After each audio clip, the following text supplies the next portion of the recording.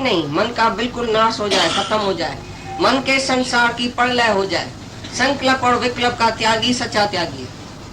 बाकी ख्याल इधर से आया, फिर तुमने इधर से गंवाया ख्याल को, फिर आया फिर गंवाया। आता क्यों है? क्योंकि तुम देह अध्यास में है, इसलिए मन आता है, इसलिए ख्याल आता है, इसलिए संकल्प विकल्प आता है। लेकिन जो देह ही नहीं है उसको संकल्प विकल्प कौन सा आएगा? देह अध्यास जिसका चला गया उसको कोई संकल्प नहीं आएगा, जो उसको ध्यान में बैठ के उसकी संकल्प को लय करना पड़े। संकल्प शांत हो जाएगा ऑटोमेटिकली जब तुम आत्मा में रहेगा। मैं आत्मा हूँ, सर्वत्र आत्मा है। आत्मा देखने वाला कौन सा कर्म करेगा, कौन सी भूल करेगा? जहां तहां है ही भगवान। तुम बोलता है जो गुणी आदमी है दुनिया में, तमोगुणी आदमी है, सतोगुणी आदमी है। हम तो आदमी देखता ही नहीं है। तुम सब जो इधर बैठे सतोड़े जो तमो वाले आए हैं, हमने तो तुमको देखा ही नहीं है कौन सतोगुणी है, कौन रजोगुणी है, कौन तमोगुणी है। हमारे नजर में है ही आत्मा। इधर पापी बैठे चाहे पुण्य बैठे, स्त्री चाहे बैठे चाहे पुरुष बैठे, तो भी तो आत्मा ही है ना। हम तो उसको आत्मा ही करके देखता है, तो हम किसको बोलेंगे रजोगुणी है? हमारी नजर से उसका सब गुण जो है वो खत्म हो जाएगा, वो निर्गुण निराकार हो जाएगा, आत्मा हो जाएगा। तो हम क्यों दुनिया में भी तुम घूमते फिरते हैं तो तुम रजोगुणी तमोगुणी क्यों देखते हैं? तुम उसको आत्मा करके देखो। सी गॉड एवरीवेयर। चाहे कितना भी वो वैश्या होवे, चाहे कासाई होवे, चाहे कौन सा भी कम होवे, चाहे जास्ती होवे, चाहे कितनी कौन सा भी वर्ण आश्रम वाला होवे, तो भी तुम आत्मा करके देखो।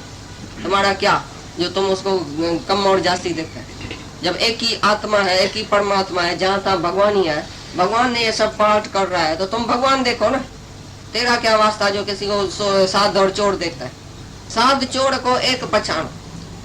तुम शांत करो कोई शोर नहीं, दुई दूर करो कोई और नहीं। तुम साध बनो कोई चोर नहीं, तुम नहीं करो कोई जोर नहीं। तुम जाके साधु बनो तो कोई दुनिया में चोरी नहीं है। तुम सच्चा बनो तो कोई झूठा ही नहीं है। तुम आत्मा है तो कोई और नहीं है। ये द्वैत का भ्रम जो है वो नाश करो। द्वैत की बिल्ली एक कुएं में पड़ गई, बिल्ली तो बदबू हो गई। तो इंजीनियर आया, उसने बोला भाई पानी 10 फीट निकाल दियो तो बदबू चली जाएगी। और उसने बोला बिल्ली भी निकालना, लेकिन बिल्ली निकालना उसको भूल गया। पानी 10 फीट 20 फीट निकाला, फिर भी बदबू, फिर भी बदबू। फिर इंजीनियर आया, बोला भाई बिल्ली तो निकाला नहीं तो बदबू कैसे जाएगी?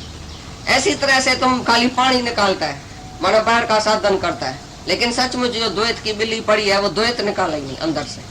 ये दूसरे का भाव, ये दूसरा मैं दूसरा, भगवान दूसरा मैं दूसरा, ये दूसरा मैं दूसरा, खाली सारा दिन दूसरा दूसरा देखता है। तुम्हारे आंख में ही मर्ज लगा पड़ा है, जो बीमारी लगी पड़ी है द्वैत की। ये आंख जो है वो चमकी अखियों अजायूं, चमजू अखियों अजायूं, दिव्य दृष्टि जरूरी। साबजे तत्व ज्ञानी बनाए आप समान। तो सच्चा गुरु जब मिलता है तभी हमको नजर देता है कि नजर नूरानी लेके जाओ, इधर नूरी नूर देखो, परमात्मा ही परमात्मा देखो। सी गॉड एवरीवेयर। इधर से ये दृष्टि लेके जाओ, बस दूसरा कुछ भी साधन नहीं करो, खाली दृष्टि का चेंज करो, भावना की चेंज करो। पहले भाव क्या था, अभी भाव क्या है?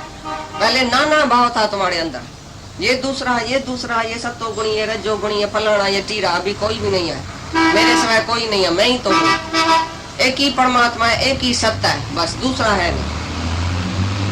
बोलता है द्वैत देखने में आएगा तो भी बन की तरह। बोलता है द्वैत देखने में आता है, दूसरा देखने में आता है। ऐसा थोड़ी हमको पता नहीं चलता ये मर्द बैठा है, औरत बैठी है, ये माँ बैठी है, ये बेटी बैठी है, क्या हुआ देखने में आया, लेकिन अंदर कौन है?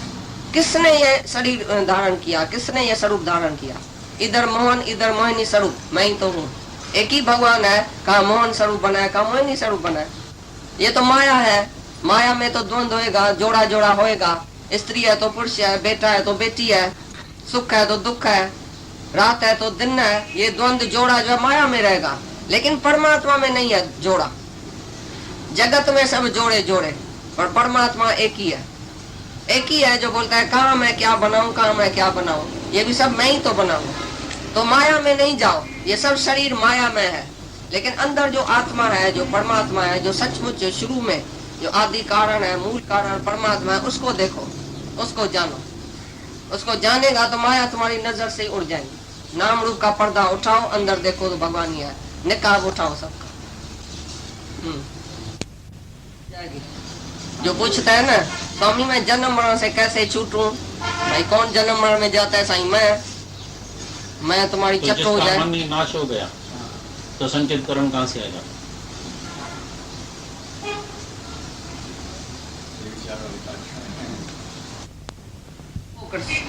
अंदर जो भी ख्याल है वो देता नहीं है। कौन सा पाप तुमने किया, लिस्ट लेके आओ। कौन सा पुण्य किया, लिस्ट लेके आओ। तो आज ही तुम्हारा चिट्ठा हम फाड़ के खलास कर देगा, तभी तुम्हारा मन नाश होगा, तभी तुम्हारी प्रलय होगी संसार की। अगर तुम ख्याल नहीं देगा, मन नहीं देगा, अपनी मर्जी से कैसे चलता है, क्या करता है, सारा दिन पता नहीं कितना ठगी चोरी, कितना खून करके इधर आके बैठा सुबह को, कल पता नहीं कितना खून करके आया, और इधर शराब बन के साड़ी सूट पहन के आया, भाई मैं तो बहुत अच्छा आदमी हूँ, मैं तो ऐसा हूँ। अरे क्या अच्छा आदमी है, क्या बुराई किया, क्या अच्छाई किया। मन बेचे सतगुरु के पास, सेवक के कार्य रास। जब तक तुम मन खलास तभी होएगा जब भी गुरु को भेंट करेगा। इधर भेंटा कौन सी है, तुमने पैसा दिया, इधर क्या दिया है, कितना दिया है, तो क्या दे सकता है, तुम्हारा है क्या, है ही ये मन तुम्हारा बदमाश, उसको ही देने का है गुरु को। वासना मन ही है, मन दिया मन वासना का है, तो बाकी वासना में ही मन है। यहाँ है आत्मा, यहाँ है वासना। जो आत्मा में पक्का है वो वासना नहीं रखता है, कोई भी निर्वासना का है। जिसका आत्मा में निश्चय नहीं है वो वासना में ही रहता है, 24 घंटा वासना में ही रहता है। जहाँ वासना है तहाँ तुम्हारा वास है। तुम्हारे मन का वास कहाँ है, जहाँ वासना है वो वास लेता है। वासना माना वास लेना। जहाँ तुम्हारा मन गया उधर वास लेके आया, उधर रस लेके आया। जहाँ रस है तहाँ ही वासना है। वासना माना रस, रस माना मन, एक ही बात है। तो ज्ञान की अग्नि में ये सब वासनाएं खत्म हो जाती है। वासना की खै, आत्मा की जय।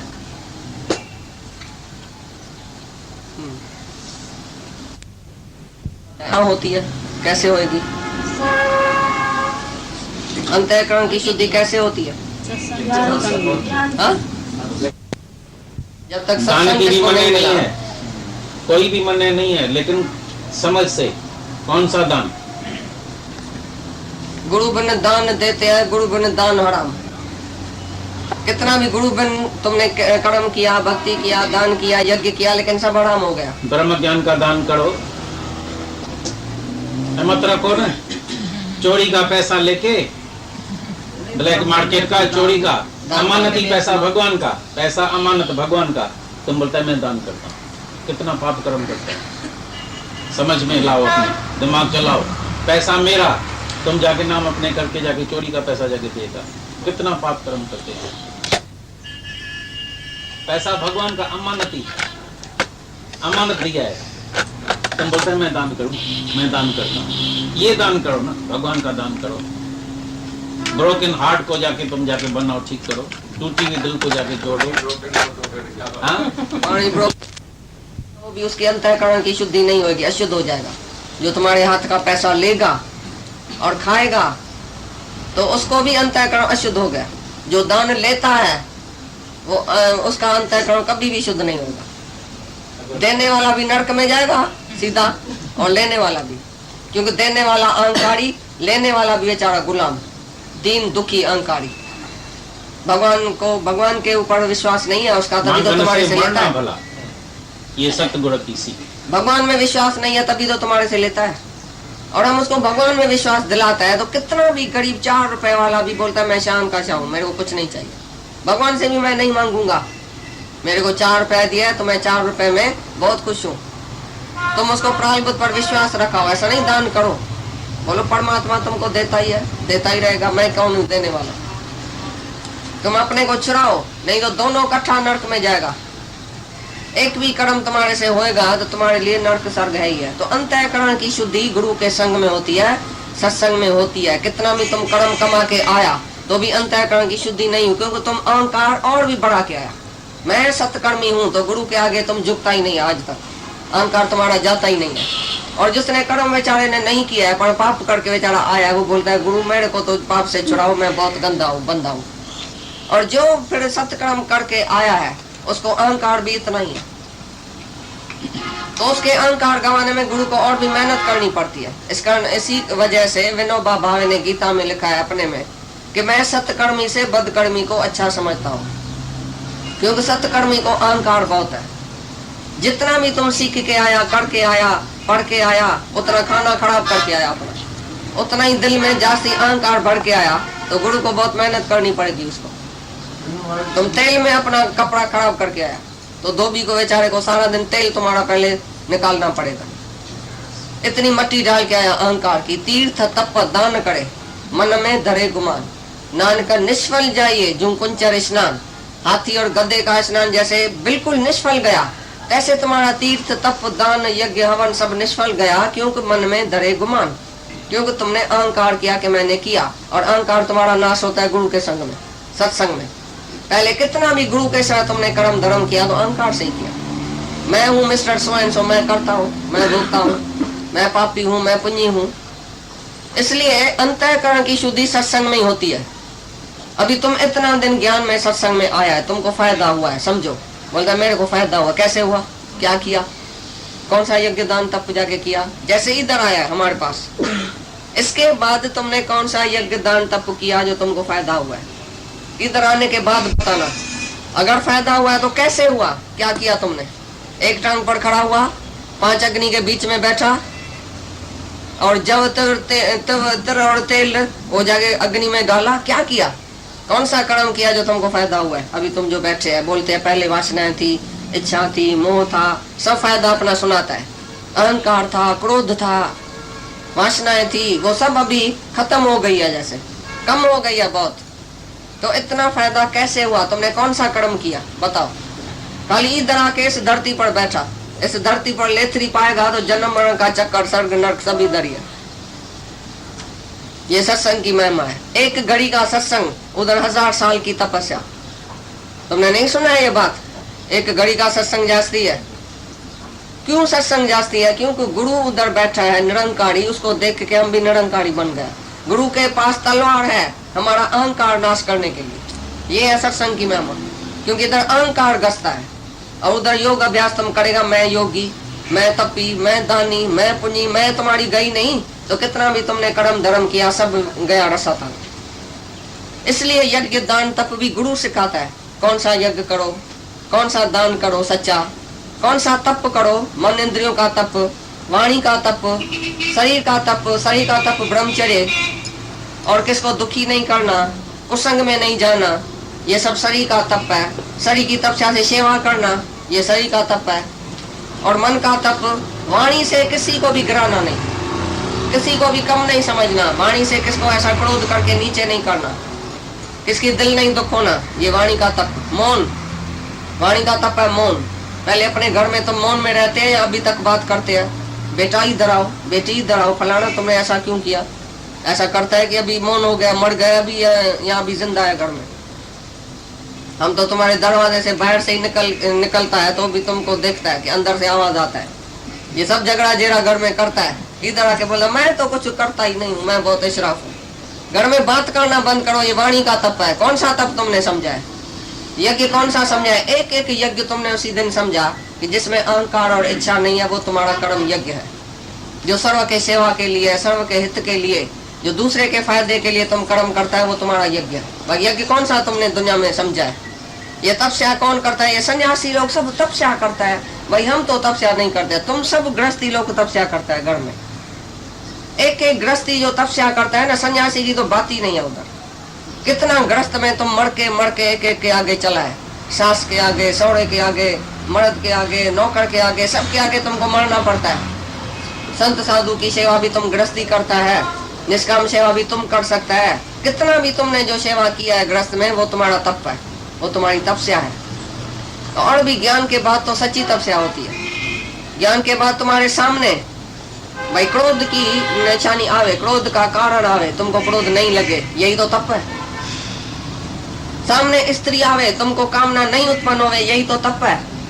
कौन सा तप तुमने सन्यासी का समझा है। सन्यासी के सामने स्त्री नहीं है, बोलता है मैं तो ब्रह्मचर्य में हूँ। जब स्त्री 1000 साल के बाद जाती है तो उसका ब्रह्मचर्य खंडन हो गया।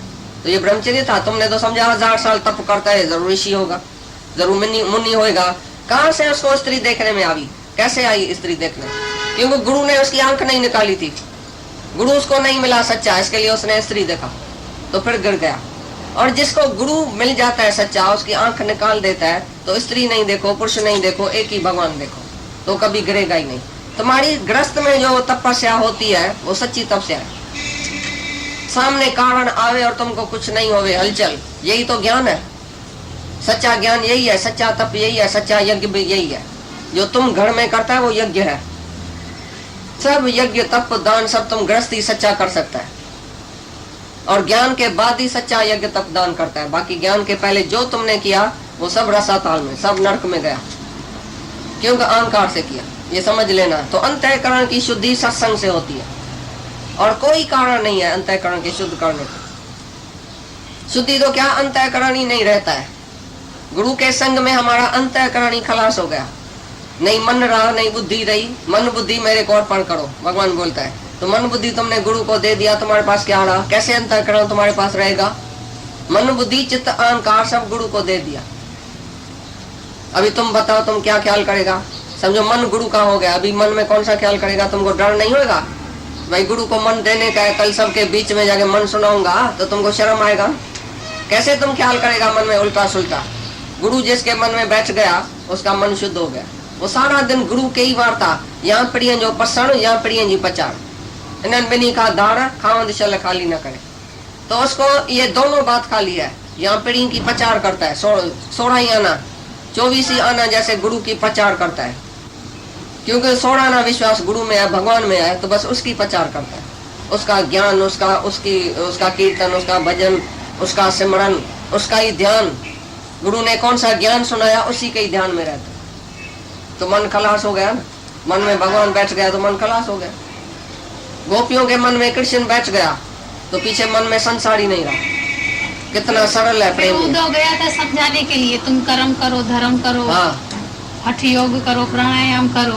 तो वो बोलती है कि उद्धव मन नहीं 10-20, एक तो सो तो गए श्याम संग, अब कौन आराध्य ईश? अभी कौन से मन से हम तुम्हारा ध्यान धारणा समाधि करें? किसके ईश की आराधना करें? कौन से ईश की? इसका मन तो लगा ही नहीं है ना गुरु के साथ, इसीलिए फिर बोलेगा हवन करें, फकीर को दें, दान करें, ये करें, धक्का करें, औरत को ज्ञान सुनाएं, बच्चे को सुनाएं, ये करें। अंदर में लगन जाग जाती है। जितनी श्रद्धा उतना ही तुम निष्काम, उतना ही तुम जितेंद्रिय हो सकता है। श्रद्धा होएगी तो साधन शुरू कर देगा, जैसे गुरु बोलेगा तैसे तुम शुरू करेगा करना। श्रद्धा के सिवा साधन ही नहीं होगा। मन इंद्रियों को वश में तुम कर नहीं सकेगा जब श्रद्धा नहीं होगी। श्रद्धा वाला लभते ज्ञानम, श्रद्धा वाला ही जितेंद्रिय हो सकता है। इंद्रियों को जीतने वाला, मन को जीतने वाला पीछे तुम बनेगा जब पहले श्रद्धा रखेगा। पीछे जैसे गुरु बोलेगा यस, वो बोलेगा मन नहीं है, इंद्रियां तुम नहीं है, तुम शरीर नहीं है, तुम आत्मा है, तो तुमको निश्चय हो जाएगा। बोलेगा गुरु सच बोलता है, गुरु आके सत्यम करेगा श्रद्धा वाला। तो पहले श्रद्धा, पीछे तुम जितेंद्रिय भी हो जाएगा, मन इंद्रियां तुम्हारे वश में आ जाएंगी, और उसको ही ज्ञान लगता है। गुरु की आत्मा हमारी आत्मा हो जाए। जो जो गुरु समझता है अपने अंदर में कॉन्शियसनेस है जो उसका, वो हमारा हो जाए। ऐसा नहीं गुरु बोलता है जगत मिथ्या है। एक माई गई घर में, बोला गुरु ने बोला है जगत मिथ्या, शरीर मिथ्या, सब मिथ्या। ठीक है, अचानक एक दिन पेट में दर्द पड़ा, हाय घोड़ा हाय घोड़ा हाय घोड़ा। अरे क्या करता है, तुमने बोला मिथ्या और तुमने बोला तो आत्मा, कल बोला आत्मा, बोला तो गुरु ने बोला था ना, हमने तो बोला। तो गुरु ने बोला था तब भी हमने बोला भाई जगत मिथ्या, शरीर मिथ्या, मैं आत्मा हूँ। तो तोते की तरह नहीं रटने का है, लेकिन गुरु ने बोला तो सही, लेकिन वो कैसे सच है वो अंदर में अच्छी तरह से रिफ्लेक्ट करो। पीछे भले उत्तर प्रश्न करके आकर भी निर्णय करो, सब बात निर्णय करो, तभी तुमको शांति आएगी। जब ये ज्ञान तुम्हारा हो जाए, ये ज्ञान हमारा नहीं होवे, तुम्हारा होवे। तुम बोलो मैं ऐसा कहता हूँ, गुरु नहीं कहता है, मैं कहता हूँ, मैं अपने अनुभव से कहता हूँ कि मैं आत्मा हूँ। क्या तुम मार के खलास कर दियो, क्रूसीफाई कर दियो, तो भी मैं बोलूंगा मैं आत्मा हूँ। चाहे गुरु भी बोले मेरे को नहीं तुम आत्मा नहीं है, कैसे आत्मा है, बोले नहीं हम तो आत्मा है, क्या भी करो हम तो आत्मा है। गुरु को भी जब सामने जवाब दियो कि मैं आत्मा हूँ, जैसे राजा जनक बोलता है मेरी मुझको नमस्कार है, गुरु जी को बोलता है अभी मैं खुद आत्मा हूँ, सारी सृष्टि को मैंने धारण किया। तभी गुरु खुश होगा जब तुम अपना निर्णय आके बताएगा, अपना ख्याल बताएगा, अपना निश्चय बताएगा। भाई गुरु ने बोला तुमने हाँ हाँ किया तो भी तुम बकरी हुआ, अभी तक शेर नहीं हुआ। जब तुम शेर शिवम की गर्जना करो कि मैं आत्मा हूँ, तभी तुम शेर हुआ। बाकी सुनने वाला आके सामने बैठेगा तो तुम बकरी हुआ अभी तक। कितना टाइम तुम सुनेगा और हाँ हाँ करेगा। अभी तुम बोलना शुरू करो कि मैं आत्मा हूँ बराबर, मैं ब्रह्म हूँ। कौन सी बात आती है जो तुम ब्रह्म अपने को नहीं समझ सकता है? कौन सी इच्छा वासना है हमको बताओ तो सही। बोलता है तो मैं पापी हूँ, मेरे को वासना है, मेरे को इच्छा है। अरे कौन सी है बताओ ना, हम तुम्हारी पूरी करें इच्छा। भगवान तो पूरी करता है ना, अंदर ही अंदर पूरी कर देता है इच्छा। तुम बताओ क्या चाहिए अभी तक तुमको? कौन सी इच्छा बाकी है जो तुम आते हैं इधर? तुम इधर मुक्ति की इच्छा से आते हैं कि दुनिया की भी इच्छा कुछ है, स्वर्ग वर्ग में जाना है।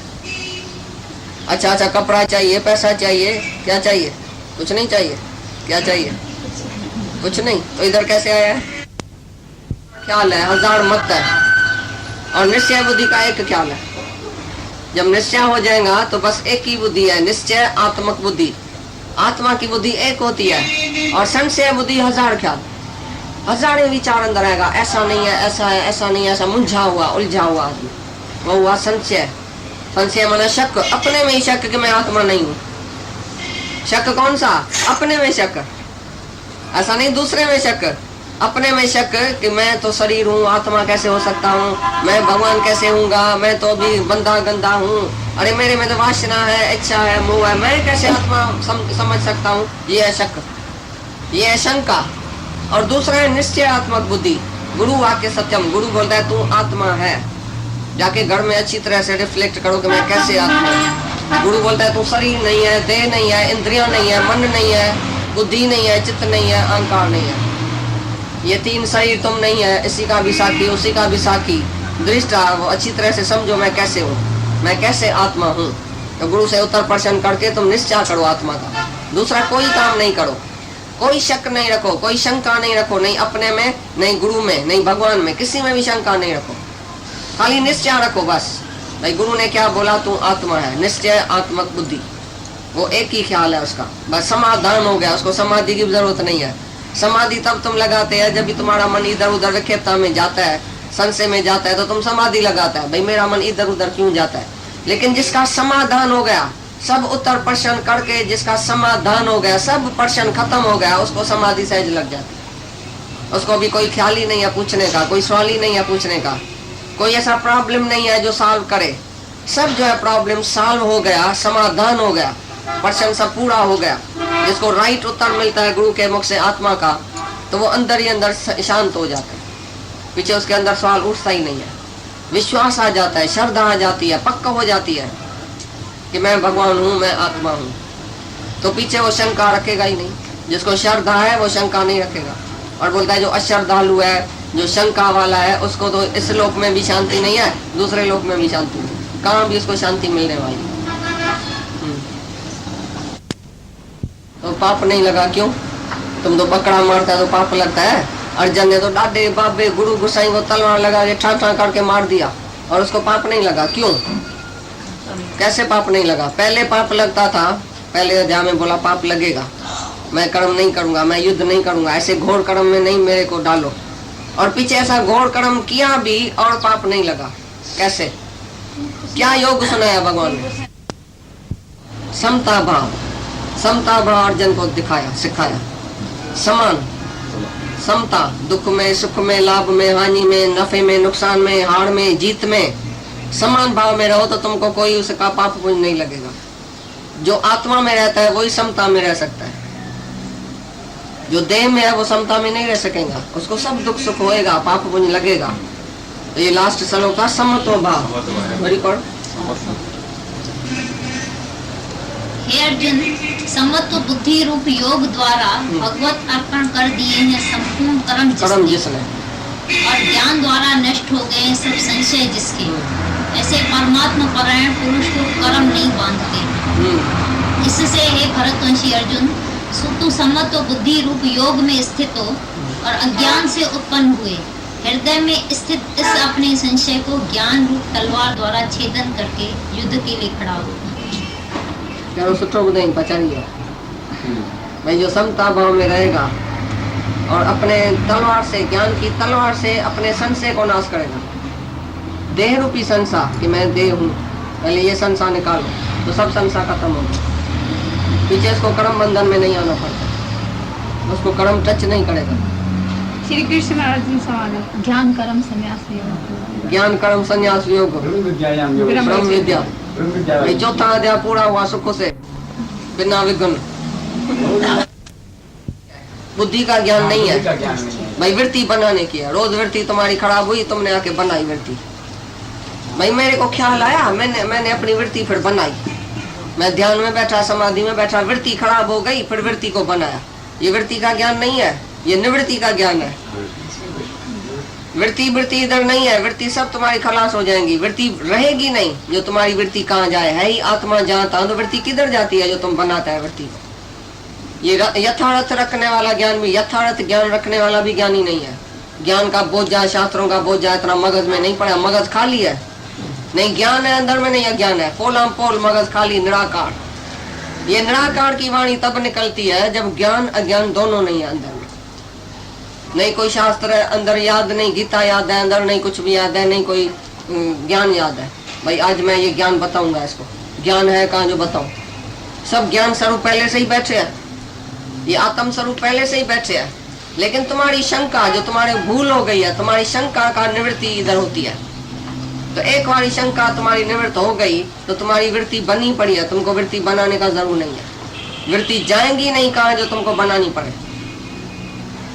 और यथार्थ ज्ञान वो भी एक जैसे बैल जैसे इतना भारी है, तुम्हारे मगज में रखा है। भाई मेरे को ज्ञान आता है, बड़ा बड़ा ज्ञान का इतना इतना लफ्ज शब्द बोलेंगे जो हमको तो आता भी नहीं है।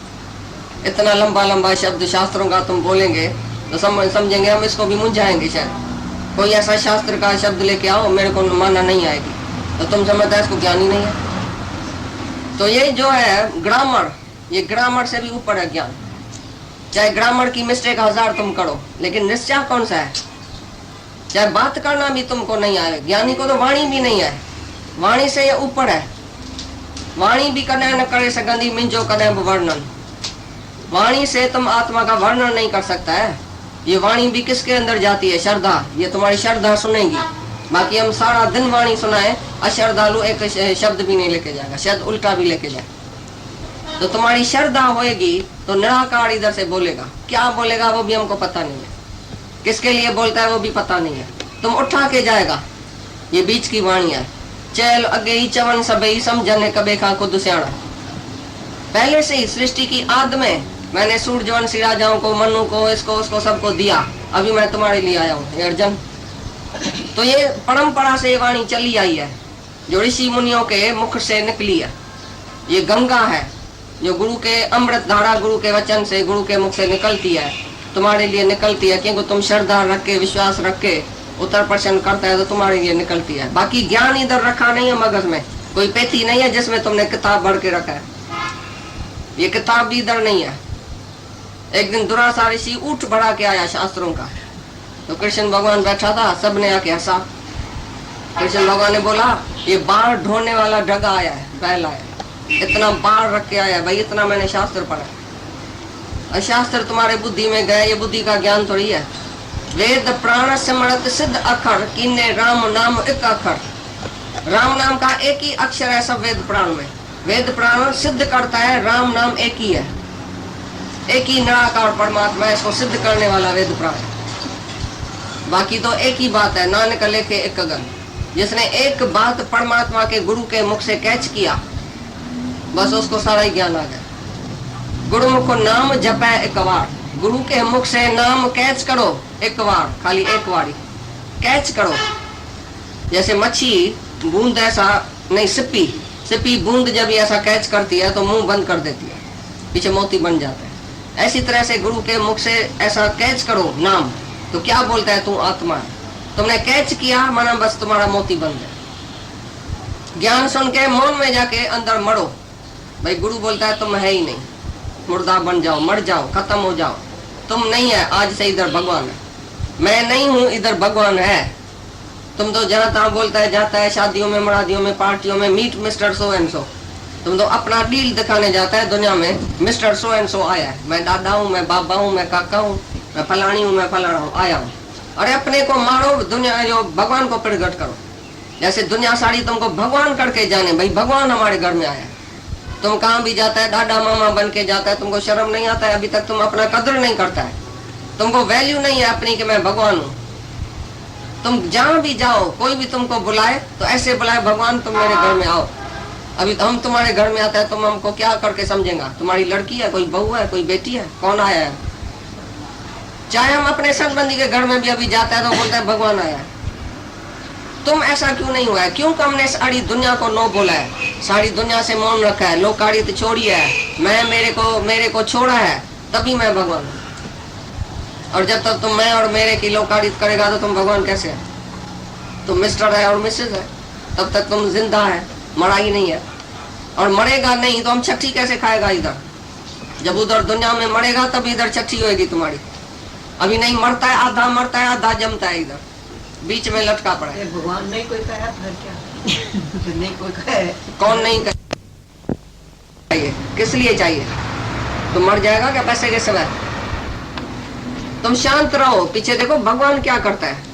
और भगवान तुमको जबरदस्ती आके देगा, बोलेगा ये मेरा भगत, ये पहने, ये खाए, इधर रहे, इधर टिके। योग खेम सब भगवान उठाएगा।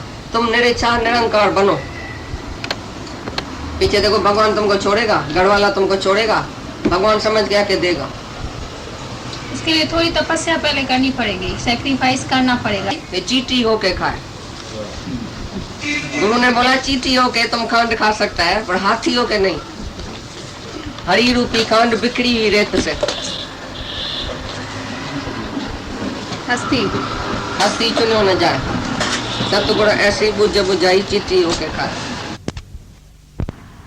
सब अर्पण कर्म परमात्मा के निमित्त। भाई ये सब कर्म जब मैं नहीं करता हूँ और दूसरे के हित के लिए कर्म करना, कर्म योग माना निष्काम कर्म योग। निष्काम माना जिसमें फल की इच्छा नहीं होवे, अहंकार नहीं होवे, दूसरे के हित के लिए कर्म करना, ये हुआ निष्काम कर्म योग। इसमें जो भगत है वो सब कुछ ईश्वर अर्पण करता है। भाई मैं कुछ नहीं करता हूँ, ये सब कुछ परमात्मा के अर्पण है। और उधर जो ज्ञान योग है कि मैं करता नहीं हूँ, माना मैं आत्मा हूँ।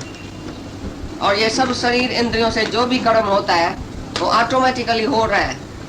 जो जो इंद्रियों की विषय है, जो जो इंद्रियां अपने अर्थ में वर्त रही है, इंद्रियां एक एक अपने अर्थ में माना विषय में वर्त रही है। आंख का धर्म है देखना, कान का धर्म है सुनना, सभी इंद्रियों का जो जो धर्म है उसी में वर्त रही है। लेकिन मैं करता नहीं हूँ, ये है संन्यास योग।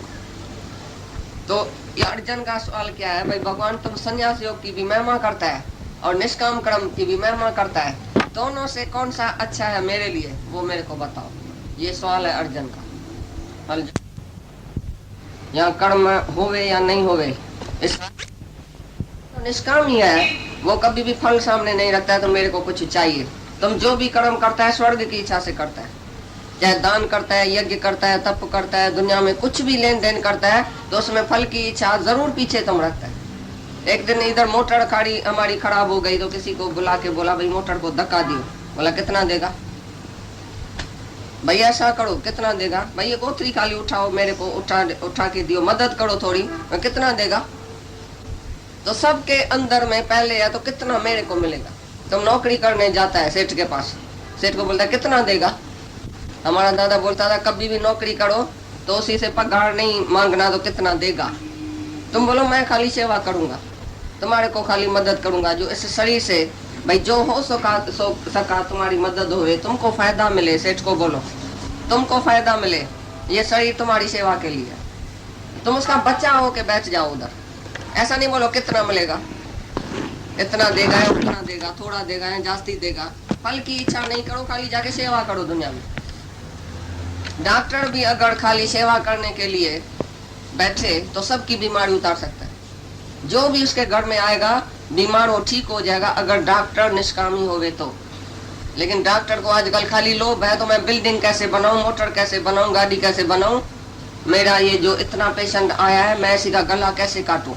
जब शाहूकार पेशेंट आता है तो डॉक्टर को खुशी होती है, जब गरीब आता है तो खुशी नहीं होती है। गरीब के घर से भी आदमी आता है, शाहूकार के घर से आदमी आता है, पहले डॉक्टर किधर जाएगा बताओ? दौड़ दौड़ के शाहूकार के पास जाएगा, तो जल्दी फी तो लेके आऊं पहले। तो दादा हमेशा बोलता था अगर डॉक्टर दुनिया में निष्कामी होवे तो बीमारी हो नहीं सकती है किसी। लेकिन डॉक्टर का नजर है खाली पैसे में, नहीं बीमारी में। भाई से पैसा कैसे लेवे, तो ये निष्काम नहीं हुआ। वकील भी निष्काम नहीं है, किसी विधवा का केस उठाएगा पहले बोलेगा पैसा रखो, पीछे केस उठाएगा। बेचारी विधवा पैसा ही नहीं है तो केस पैसा कैसे देगी? पहले वकील का काम है तुम्हारा केस जब फतेह हो जाए, तुमको जीत मिले, तुम्हारा फायदा हो जाए, तभी जो कुछ चाहिए वो देना, नहीं भी देना तो भी परवाह नहीं है।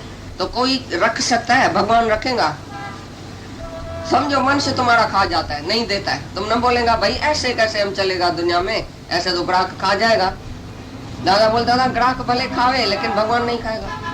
पता नहीं किधर से तुमको देगा, अंदर ही अंदर। अरे जो शांति तुमको मिलेगी, खुशी तुमको मिलेगी, तो मैं ये शरीर किसी के मदद में आया, किसी के काम में आया, ये हड्ड और मांस किसी के काम में आया, ये जो तुमको खुशी मिलेगी वही तुम्हारा इनाम है। तुम तो दूसरे जन्म के स्वर्ग के लिए भी काम करते हैं। अरे इधर तुम नरक में पड़ा है, दूसरे जन्म में स्वर्ग की इच्छा करता है। अभी तुम स्वर्ग में क्यों नहीं आता है? तो निष्कामी जो है वो अभी स्वर्ग में है। निष्कामी जो फल की इच्छा और अहंकार से कर्म करता है दूसरे के हित के लिए, जो उसको खुशी अंदर होती है, आनंद होता है, वही उसके लिए स्वर्ग है। उसको स्वर्ग में जाने की जरूरत ही नहीं है, उसके पांव के नीचे ही स्वर्ग है। तो बोलता है कर्म संन्यास से, कर्म जो योग है वो साधन में सुगम है, सरल है। क्योंकि तुम दूसरे की जाके सेवा करेगा, दूसरे की खुशी के लिए जिएगा, तुमको इतनी खुशी आएगी। और सरल साधन है बहुत। ज्ञान थोड़ा मुश्किल है किसी बात में, क्योंकि देह ध्यासी के लिए भाई मैं आत्मा हूँ, मैं ब्रह्म हूँ, और देह भूली नहीं, देह का विषय विकार भूला ही नहीं। देह में जो सकामी कर्म वो करता ही रहता है, घर में जाएगा औरत से, बच्चे से, उससे इच्छा वासना ये वो काम करो सब करता है। बाहर से बोला मैं तो भगवान हूँ, मैं तो आत्मा हूँ, इंद्रियां अपने वर्त रही है अपने अर्थ में। तो ये बोलना कोई सरल नहीं है, इसमें टिकने में टाइम लगता है, टिकने में बहुत देह ध्यास गंवाना पड़ता है, अपना ईगो गंवाना पड़ता है, सर्व इच्छाओं का त्याग करना पड़ता है, तभी वो ब्रह्म में टिकता है। बोलता है उसके लिए पहले निष्काम कर्म साधन है जिज्ञासु के लिए। साधन में बहुत सरल है निष्काम। जैसे ही तुम निष्काम होगा तो ज्ञान भी दृढ़ होता जाएगा। अगर तुम ज्ञान सुन के और जाके फिर सकामी कर्म करेगा, फिर जाके इच्छा में, वासना में, क्रोध में, इधर उधर दुनिया में तुम्हारे से निष्काम एक भी नहीं होगा। तुम सकामी कर्म में ही बिजी रहेगा और इधर ज्ञान सुनेगा ब्रह्म का, तो तुमको पक्का नहीं होगा ब्रह्म, रोज भूल जाएगा। पढ़ेगा बोला बहुत मुश्किल है, हमारे लिए तो बहुत मुश्किल है, हम तो ब्रह्म में नहीं टिक सकता है, हम तो ऐसा नहीं कर सकता। क्यों? क्योंकि देह ध्यास गया ही नहीं। देह ध्यास जाता है निष्काम कर्म से, घसेगा तुम्हारा अंतःकरण शुद्ध होएगा। जैसे ही तुम दूसरे के हित के लिए जिएगा, दूसरे की भलाई के लिए जिएगा, दूसरे को प्यार करेगा, मैं और मेरे के सिवाय, ममता अहमता कर्ता के सिवाय जब तुम निष्काम कार्य दूसरे के भलाई के लिए करेगा, तुम्हारा अंदर शुद्ध होएगा। और अंतःकरण की शुद्धि होने के बाद ही तुमको ब्रह्म का निश्चय पक्का होएगा। नहीं तो तुम खाली सुनता है ब्रह्म, ये कान से तुम सुनता है, लेकिन अंदर तुम्हारे शुद्धि है, अंदर अपने फायदे के लिए तुम जीता है, मैं और मेरे के लिए जीता है, मैं कैसे जीऊं, मेरा कैसे जिए, मैं कैसे सुखी बनूं, मैं कैसे घूमूं, मैं कैसे खाऊं, मैं कैसे पहनूं, मैं कैसे ये करूं। तुमको अंदर में अपना सुख बुद्धि है और बाहर से बोलता है मैं ब्रह्म हूं। इसलिए बोलता है ज्ञान योग से ये कर्म योग साधन में सुगम है, क्योंकि तुम निष्काम होएगा, अंदर में निष्काम भाव रखेगा सबके लिए, और निष्काम कर्म तुम्हारे से होएगा जिस दिन, उसी दिन तुम्हारा अंदर शुद्ध होएगा। और अंतःकरण की शुद्धि में ही ब्रह्म टिकता है। जिसका अंदर शुद्ध नहीं है, जो दूसरे के लिए नहीं जीता है, अपने के लिए जीता है, वो तो हैवान है, वो मनुष्य नहीं है। ब्रह्म ब्रह्म बोल के और अपने लिए जीते, अपने सुख के लिए जीते, अपने वाले के लिए जीते, तो कैसे उसको ब्रह्म पक्का होएगा? भाई मैं बेटे को नहीं सुधारूं, मैं बेटी को नहीं पढ़ाऊंगी, मैं इसके लिए नहीं जीऊंगी, मैं अपने फलाने के लिए नहीं जीऊंगी, मैं मर्द के लिए नहीं करूंगी, मैं इसके लिए नहीं करूंगा, जरूर अब मैंने शादी किया है, मैंने बच्चा किया है, जरूर मैं और मेरे के लिए तो हम जिएगा। तो तुम्हारे जुबान से जो आवाज निकलता है वही बदबू आती है, तुम्हारे अंदर से ममता अहमता कर्ता विषय विकार की बदबू आती है। तुम ब्रह्म कैसे तुमको ज्ञान पक्का होएगा? तो ज्ञान पक्के होने के लिए निष्काम कर्म साधन है।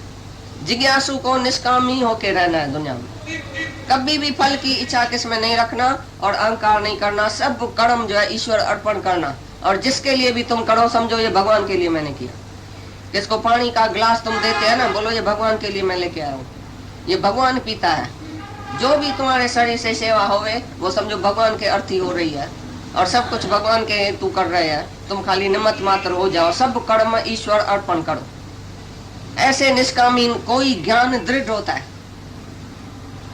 अगर ज्ञान सुन के तुम सकामी कर्म करेगा तो स्वर्ग नरक तुम्हारे है, जन्म मरण है ही। तो ज्ञान सुनना ही फिजूल हो गया, खाली बोलता ब्रह्म हो जाएगा, तोता तकड़ा तकड़ा किसको लेक्चर करके आएगा मैं ब्रह्म हूं, तुम भी ब्रह्म है। लेकिन तुम्हारे अंदर इच्छा, वासना, मोह, ममता, सकामी, ये वो सब पड़ा है, और बाहर से तुम बोलेगा मैं आत्मा हूं, ये तो तुम और भी गिर जाएगा। इसके लिए जो भी आत्म ज्ञान का जिज्ञासु है उसके लिए निष्काम कर्म साधन में सुगम है, और निष्कामी से ही ज्ञान दृढ़ होता है। भी चाहिए दूसरे जन्म भैया ऐसा कुछ करूं कि दूसरे जन्म में भी शायद मैं मुक्त नहीं हूं, तो इधर ही सत्कर्म तो करूं, स्वर्ग में तो पहुंचूं। स्वर्ग की इच्छा है कि नहीं? दूसरे जन्म में ब्रह्मलोक की इच्छा है कि नहीं? या इधर ही मुक्त होना चाहता है? अभी जो निष्कामी है वो इधर ही मुक्त होता है, जो सकामी है उसको जन्म मरण में जाना है, दूसरे जन्म में जाके स्वर्ग भोगना है। तो तुम्हारे अंदर निष्काम भाव उत्पन्न होना चाहिए, भाई मैं जीऊं तो निष्कामी होके जीऊं, सकामी नहीं, फल की इच्छा नहीं। कौन सा फल चाहिए वो बताओ? तुम जो भी कर्म सुबह से रात तक करता है उसमें फल की इच्छा है कि नहीं? या बोलता है बस दूसरे को फायदा मिले, हमको भले नहीं मिले। माया में चाहे हमको कष्ट मिले तो भी अच्छा है, लेकिन सब उसी से लेके जाएगा, उसी से मौन से भी इतनी शक्ति आएगी सबको, भले चाहे वो मौन में बैठा रहे 24 ही घंटा, तो भी उसी से शक्ति वो लेके जाएगा। उसका उठना बैठना खाना पीना ही लोगों के लिए मिसाल हो जाएगा। यानी खाली एक अक्षर बोले उसमें इतनी शक्ति हो जाएगी जो सब जो जन्म मरण के चक्कर से ही छूट सकता है, एक अक्षर से।